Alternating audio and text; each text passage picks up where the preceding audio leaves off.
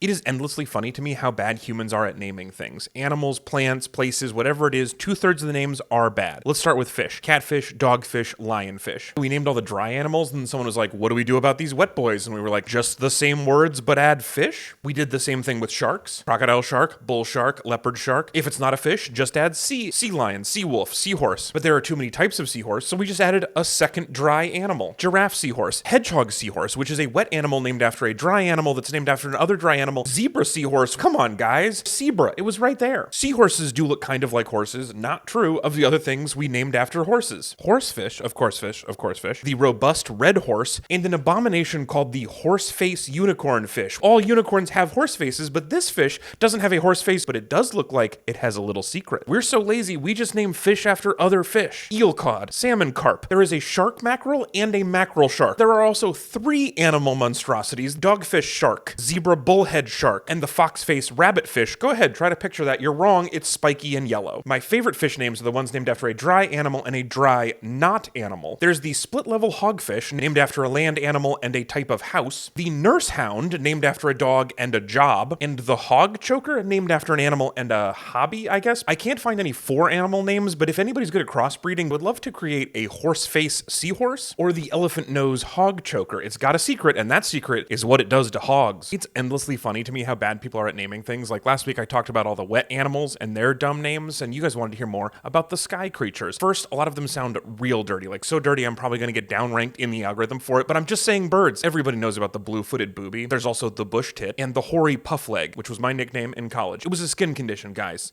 The leg thing. The other part was more of a way of life. Woodcock is an unfortunate name, but once you see its face, you're like, oh, that bird actually got off easy. Why does he look like that? This little guy is called a dick sizzle. I'm just saying the names of birds. And then, of course, there's the famous goat sucker, which looks like it would. Then there are the birds that are just named wrong. The evening grosbeak is a day animal. Tree sparrows spend their time in the air or on the ground. The Nashville warbler and the Tennessee warbler are like most people. They only ever fly over Tennessee. And the problem is a lot of early ornithologists did their research by pew-pewing any bird that flew over. So the Connecticut warbler is named after the place it got murked, which is like if we referred to Abraham Lincoln as the Ford's Theater president. The olive warbler isn't olive in color or diet. The green sandpiper is gray. The purple sandpiper is gray. The common redshank is gray. And the common greenshank also gray. The purple-throated fruit crow isn't purple, a fruit, or a crow, but it was my other nickname in college. But the thing Actually, wait a second. Let's go back and look at that woodcock. Sorry, as I was saying, the thing bird namers love above anything else is bullying the birds that they're looking at. The drab seed eater, sad flycatcher, and monotonous lark. But those are tame compared to these birds that got absolutely wrecked. Stank hen, go away bird, satanic nightjar, and the rough-faced shag, which is a terrible name, but it's also called the king shag, which is much nicer and definitely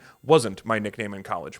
What a dork. Naming plants is hard, apparently. Just like fish and birds, the plant world is full of names that are dumb, misleading, and gross. We're pretty uncreative as a species, so we reuse names all the time. Like a grape is a fruit, a grapefruit, also a fruit but not a grape. Tomato is already a fruit, but we still name it after a lot of other fruits. Cherry tomato, grape tomato, plum tomato. But then out of nowhere, the beefsteak tomato is named after cow meat twice. I think my favorite is when a plant is named by somebody who just got tricked and is very mad about it. False lily, false buttercup, false huckleberry. You can just picture a botanist spitting out a gross fruit and then furiously writing in his journal, "'Twas no huckleberry." And the flip side is when somebody knew better but is making fun of somebody else for making a mistake. Fool's parsley, fool's onion, fool's watercress. Bradothan thought it was watercress. He has embarrassed himself greatly. Oh, and real quick, this video was sponsored by me and my upcoming West Coast stand-up shows. I'm better at it than you'd think. And just like birds, whoever named flowers was just a little bit too horny. Orchid comes from the Greek word for testicles because it has these roots. Vanilla is a specific type of orchid, and that word comes from the Spanish for little hoo-ha. So it's double dirty. This cactus, this fruit, and this herb are all named after nips, even though, and I don't want to give away too much for free here, mine don't look anything like that. So many plants were named after human junk. This is a real pepper, and I wish it wasn't. But then there's this one,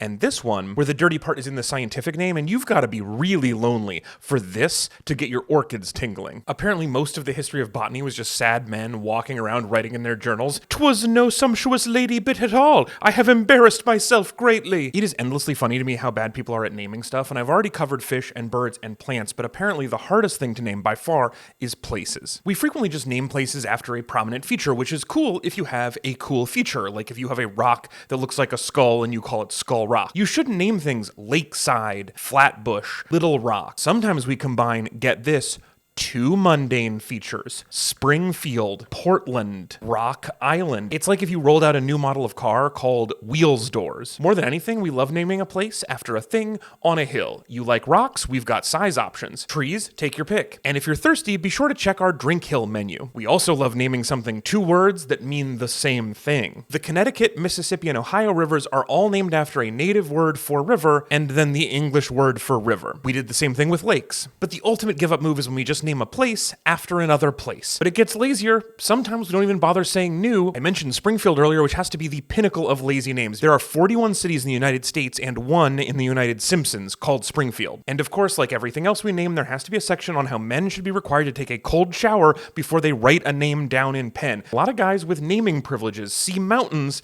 and their tongues roll out like cartoon dogs. If you're like a spy or something and somebody asks you what town you're from and you have to make something up really quick, a good guess would be to say you're something like, oh, I'm from a small town called New Dirt Hill. It's right next to the Huge Knockers Mountains and south of the River. And the biggest risk would be the person would be like, oh, which one? It is endlessly funny to me how bad humans are at naming things, and I've already talked about birds and fish and plants and places, so it's time to talk about bugs. And the main theme of bug names is melodrama. They love giving these little guys big old names. The tarantula hawk wasp, people wanted to give it a big scary animal name and they couldn't decide, so they just did both. The bullseye hawker dragonfly added 3 other animals to the name fly, and I don't think it deserved it. Then there's bugs so common we forgot how horrifying their names are. Cockroach? Although that name is still better than the cockchafer beetle, I think you're using it wrong. There's a whole series of animals called fly that can fly. There's also ice crawlers, water skimmers, grasshoppers, and walking sticks. Look, they do what they say on the tin, but they do not speak well for human creativity. And then there's the scientists who put a little too much of themselves into the name. The dubious tiger moth and diabolical ironclad beetle. How did they hurt you? And whoever named beautiful snout moth and pleasing fungus beetle was lonely. There's also the species of beetle that has a bunch of different common names like devil's coach horse beetle, devil's steed, devil's footman, and devil's coachman. So we disagree on the specifics, but we agree on 2 things. 1, that bug is evil, and 2, Satan rides in a little tiny horsey carriage. And that's not the only time people saw a bug and thought Satan himself. Horned devil caterpillar, thorny devil, spiny devil katydid. Did she? Why? We should ask her. But my personal favorite has to be the devil's darning needle, which implies the devil fixes his own socks. Good for him. Basically, if you find a new species of bug and you don't know what it's called, you'd be safe if you guess something like the evil, sexy, lonely devil bug that walks.